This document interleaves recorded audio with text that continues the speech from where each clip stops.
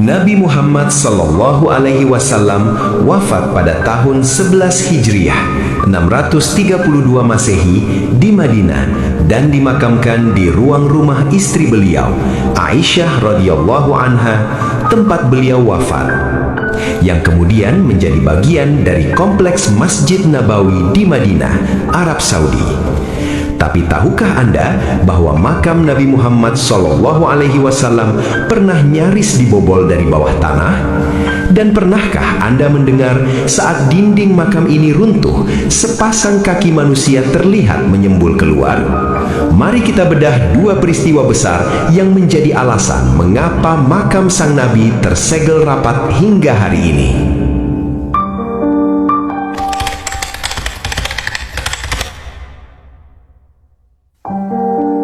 Damaskus 88 Hijriah. Di dalam istana megah dinasti Umayyah, Khalifah Al-Walid bin Abdul Malik duduk termenung menatap peta wilayah kekuasaannya yang membentang luas. Namun, pikirannya tidak tertuju pada penaklukan baru atau harta rampasan perang. Hatinya terpaku pada sebuah kota kecil di padang pasir Hijaz, Madinah Al-Munawwarah. Masjid Nabawi, tempat di mana cahaya Islam pertama kali memancar dengan sempurna, kini mulai sesak. Umat Islam dari berbagai penjuru dunia datang mengalir bagaikan air, ingin bersujud di tempat Rasulullah Sallallahu Alaihi Wasallam pernah mengimami para sahabat. Masjid itu tidak lagi mampu menampung kerinduan umat. Khalifah Al-Walid kemudian mengambil pena, menuliskan sebuah titah yang akan mengguncang sejarah arsitektur Islam.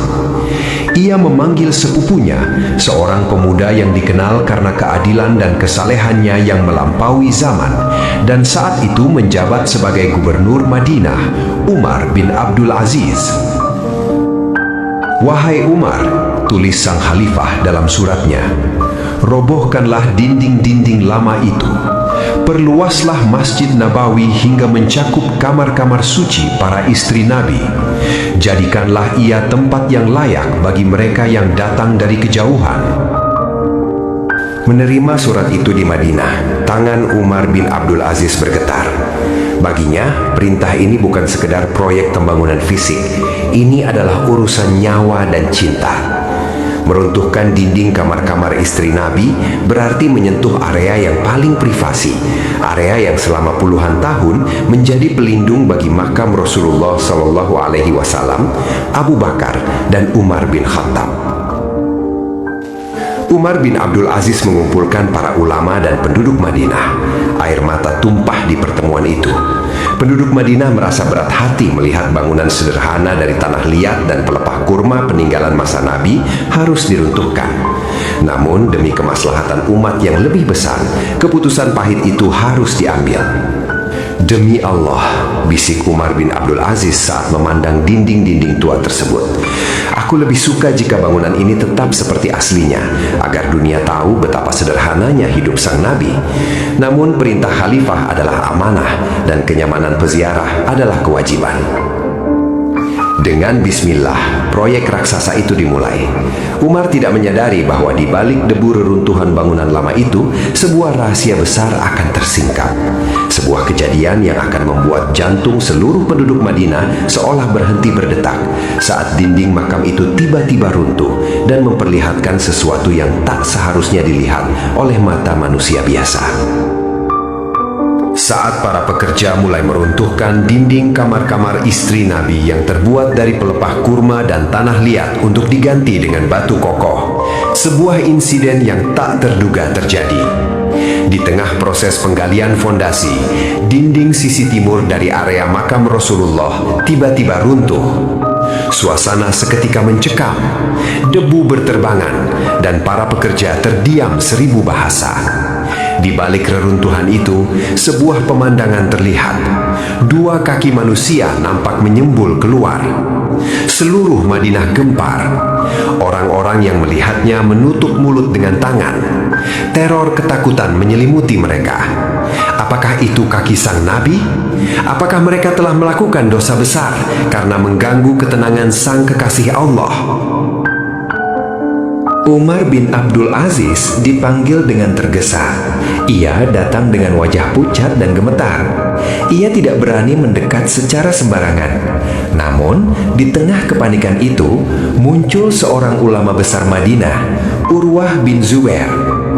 Urwah mendekat, memperhatikan dengan seksama bentuk dan posisi kaki yang terlihat di balik tanah tersebut.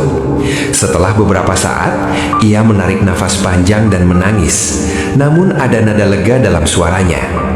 Demi Allah, janganlah kalian takut. Ini bukanlah kaki Rasulullah. Kaki ini adalah kaki sahabat Umar bin Khattab.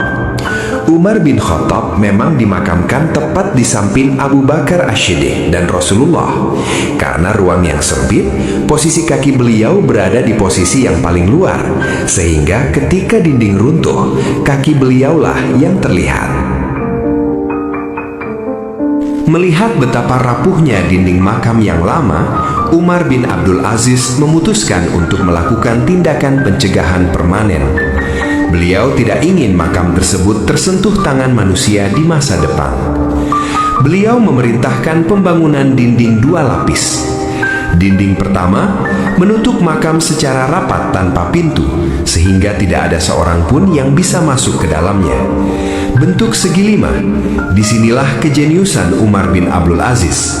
Ia membangun dinding luar makam dengan bentuk segi 5 atau musamman.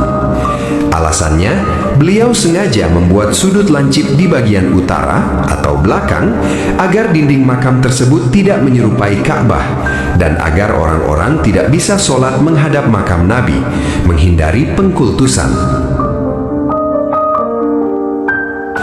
Dinding yang dibangun oleh Umar bin Abdul Aziz inilah yang hingga hari ini menjadi pembatas inti makam Rasulullah.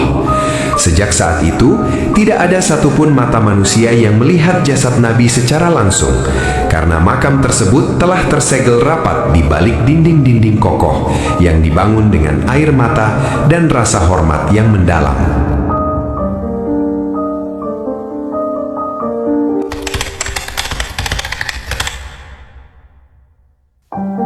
Damaskus, 557 Hijriah. Kota itu adalah jantung pertahanan Islam melawan tentara salib. Di dalam istananya, Sultan Nuruddin Zangi, pria yang dikenal jarang tidur lama karena separuh malamnya habis untuk sujud dan separuhnya lagi untuk urusan rakyat, akhirnya merebahkan tubuhnya yang lelah. Hening mencekam. Hanya ada suara derap langkah penjaga di kejauhan dan sisa wangi kayu gaharu yang membekas di sudut ruangan. Namun, ketenangan fisik itu segera pecah oleh sebuah fenomena batin yang luar biasa. Dalam tidurnya, Sultan seolah tidak sedang bermimpi, melainkan ditarik ke dalam sebuah realitas lain. Di sana, ia melihat sosok yang memancarkan cahaya ketenangan luar biasa, Rasulullah Shallallahu Alaihi Wasallam. Namun, wajah sang Nabi tidak menyiratkan senyum seperti biasanya. Ada raut kegelisahan yang mendalam. Di samping beliau berdiri 2 orang pria. Mereka tampak asing bagi penduduk Syam, berkulit sangat pucat, dengan rambut dan mata yang tidak lazim di tanah Arab. Rasulullah Shallallahu Alaihi Wasallam kemudian menunjuk kedua orang itu dengan isyarat yang tegas dan berkata, "Wahai Nuruddin, tolonglah aku, selamatkan aku dari kedua orang ini." Sultan tersentak. Ia bangun dengan jantung yang berdegup kencang seolah habis berlari jauh. Dahinya basah oleh keringat dingin. Ia segera bangkit, mengambil air wudhu dan melakukan sholat sunnah. Mungkin ini hanya kegelisahan jiwaku yang terlalu memikirkan umat, pikirnya mencoba rasional. Ia mencoba menenangkan diri dengan zikir hingga akhirnya rasa kantuk kembali menyergap. Namun, begitu matanya terpejam, layar mimpinya kembali menampilkan adegan yang sama, persis tanpa ada detail yang berubah. Wajah kedua pria itu, isyarat tangan Nabi, dan kalimat permohonan tolong yang sama. Sultan terbangun lagi, kali ini dengan perasaan takut yang mulai merayap. Ia kembali berwudu dan sholat. Hingga ketiga kalinya, visi itu datang lagi.